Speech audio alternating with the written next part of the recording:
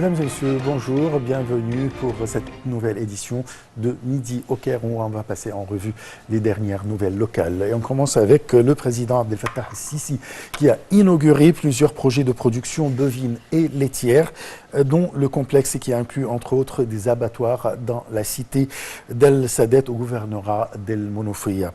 Le président a confirmé que l'État fait de son mieux pour contrôler les prix. Il a également affirmé que l'État tient à maîtriser les prix du carburant et de l'énergie, indiquant que l'État a reporté à maintes reprises une hausse prévue des prix de l'électricité afin d'alléger la souffrance des citoyens. Un compte rendu. En marge de l'inauguration du complexe intégré, le président Abdel Fattah el-Sisi a inauguré par visioconférence un nombre de projets de production animale et laitière dans plusieurs gouvernorats.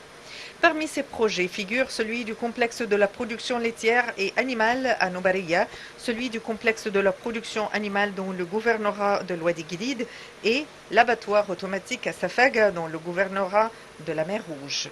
La création du complexe intégré situé à la cité d'El Sadet a pour but de développer la richesse animale à travers l'amélioration génétique des races. La capacité du complexe s'élève à 5000 races bovines laitières, alors que la capacité productive atteint 1,5 tonnes de viande ainsi que 3000 têtes de bétail. Il s'étend sur une superficie d'1 000 de fédans. Lors de l'inauguration du projet du complexe de la production bovine et laitière dans la cité de Sadet, à gouvernorat d'El Monofia, le président el-Sisi a indiqué que les mesures entreprises par l'État au cours des dernières années ont contribué à accroître les taux de la production animale. Il a également souligné l'importance de la participation du secteur privé à ces projets. Le président a souligné que l'État a besoin de multiplier la production alimentaire pour réaliser son objectif d'autosuffisance et d'exportation. D'autre part, le président a confirmé que l'État fait de son mieux pour contrôler les prix malgré la hausse mondiale des prix. Il a également affirmé que l'État tient à maîtriser les prix du carburant et de l'énergie, indiquant que l'État a reporté à maintes reprises la hausse prévue des prix de l'électricité afin d'alléger la souffrance des citoyens.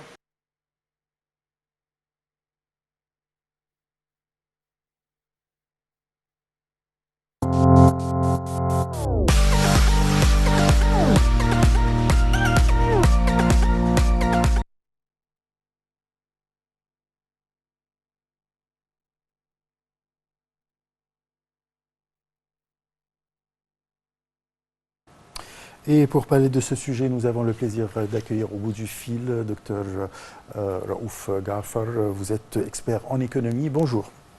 Bonjour.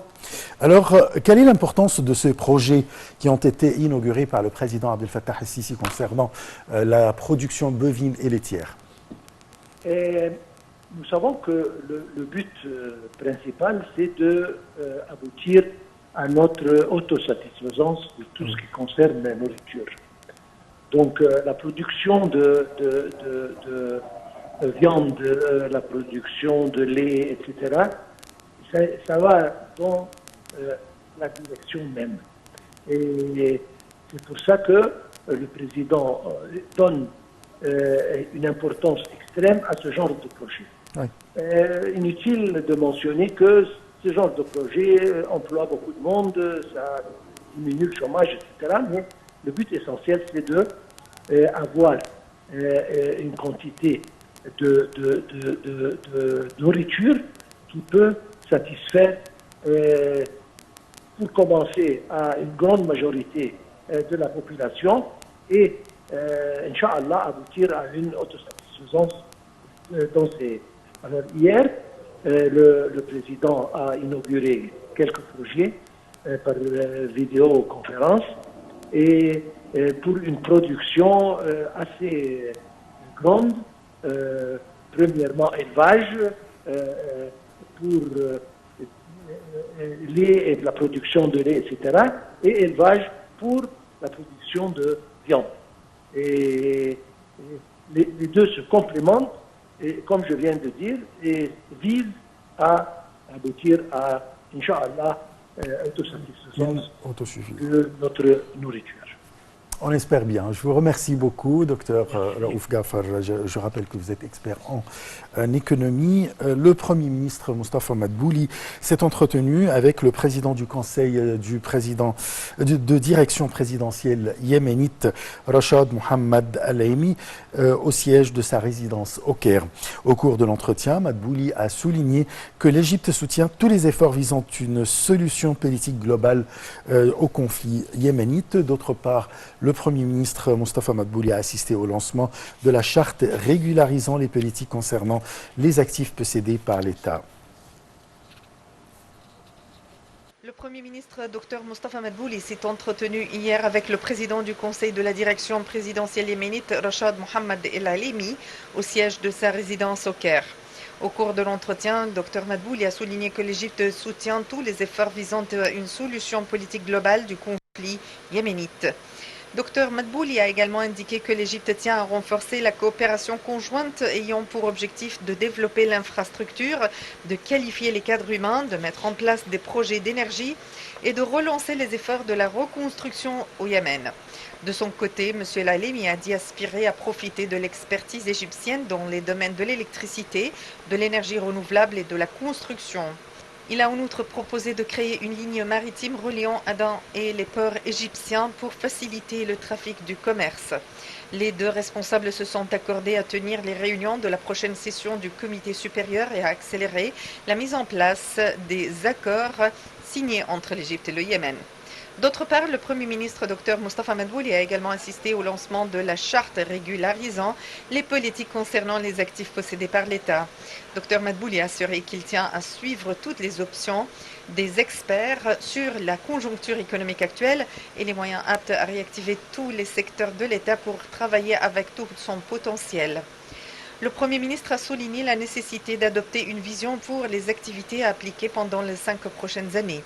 Il a en outre dit que la carte du monde est en train de se remodeler, surtout à la suite des crises qui se sont survenues, tout en assurant que les actifs possédés par l'État constituent 50% du PIB, ce qui signifie que l'État est impliqué d'une façon exagérée dans les activités économiques. Dr Madbouli a en outre exprimé l'intention de l'État de renforcer le secteur privé afin qu'il reprenne sa position éminente. Parmi les objectifs de cette stratégie est l'augmentation des investissements de 25% à 30% afin d'atteindre un taux de croissance entre 7 et 9%.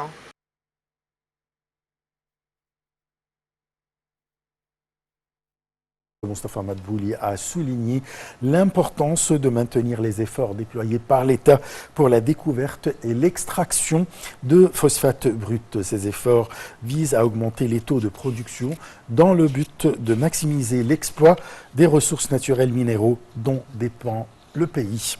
Lors d'une réunion consacrée au suivi des plans stratégiques adoptés pour l'extraction du phosphate brut et à attirer les investissements étrangers vers ce secteur, le Premier ministre a assuré que ce projet vise à soutenir l'économie nationale et ainsi assumer un rôle important au sein des marchés mondiaux.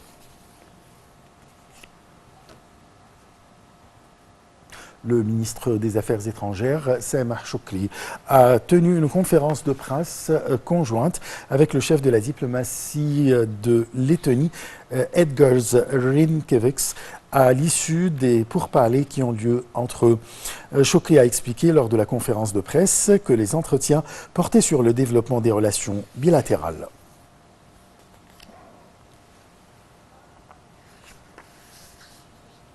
Le commandant général des forces armées, Mohamed Zaki, a examiné hier avec son homologue irakien, Saïd Goma Inad Saadoun, et la délégation l'accompagnant le renforcement des relations bilatérales. L'entretien a porté sur un certain nombre de questions d'intérêt commun touchant les domaines de la coopération militaire ainsi que sur l'échange d'expériences entre les forces armées des deux pays.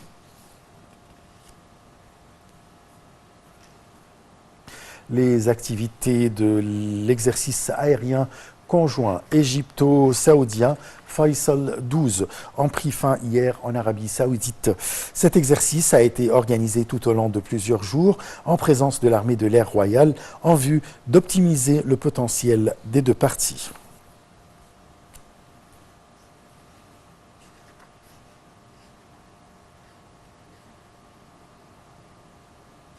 Le canal de Suez a parcouru un long chemin sur la voie de la stratégie de son développement intégral d'ici 2023, a déclaré le président de l'autorité du canal de Suez, l'amiral Oussama Rabia. Cette stratégie s'articule autour de plusieurs axes, notamment le développement et la maintenance de la voie navigable du canal et la numérisation, la modernisation de la flotte d'unités maritimes et l'exploitation optimale des sociétés et des arsenaux de la compagnie, a indiqué l'amiral Rabia dans un entretien avec l'ambassadeur du Japon au Caire. Fin de cette édition. Merci de l'avoir suivi. Très très bonne journée. Au revoir.